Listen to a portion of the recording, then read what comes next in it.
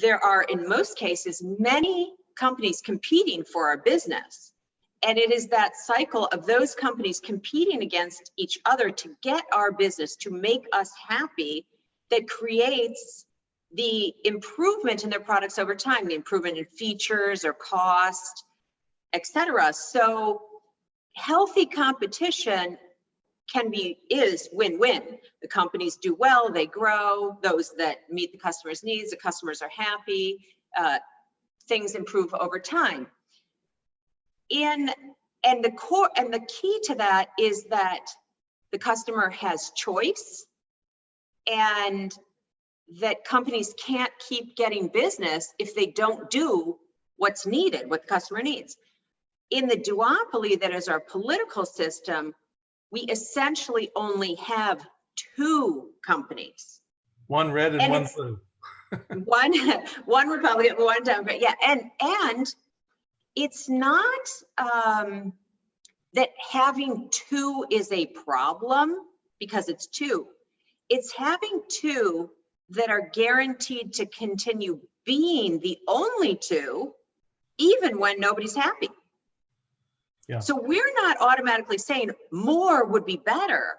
What we're saying is the threat of losing your spot as one of the two, if you don't solve problems for the voters, needs to exist in the industry. And if it doesn't, then the one thing the two members of this duopoly won't need to do is deliver results for the voters.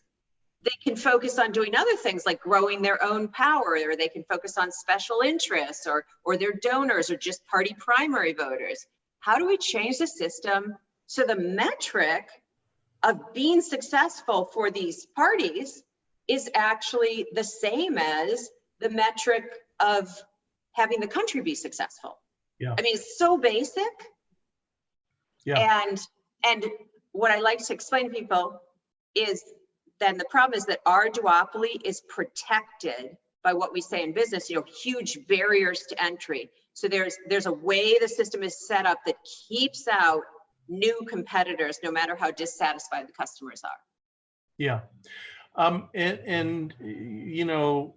don't know if you use this term, but it comes to my mind that in a duopoly, let's just say that one characteristic is that it can lead to collusion, which is to say, let's come up with the rules by which we both operate, that whether one team wins or the other team wins, we're both pretty much okay.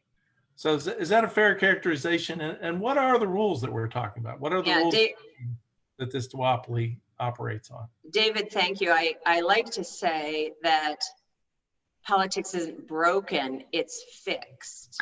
Great line. Yeah, which I didn't invent. Actually, a wonderful woman named Sarah Bonk out in California told me about it. I think it might be a Jon Stewart joke. I'm not sure. Okay. But anyway, I've appropriated it now. Politics isn't broken, it's fixed. Because it turns out that the parties work very well together in one particular way, and that is to behind the scenes rig the rules of the game to protect themselves jointly from new competition.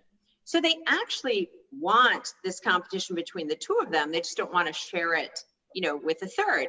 And I'm going to give you an example of the kind of rule that they work together to create. So fundraising rules, for example, the parties work together, and the most recent limits allow any donor to give $855,000 a year to the Democrats and to the Republicans. So, you and I, well, we can't, but I mean, or maybe you can, but can give this $1.6 million.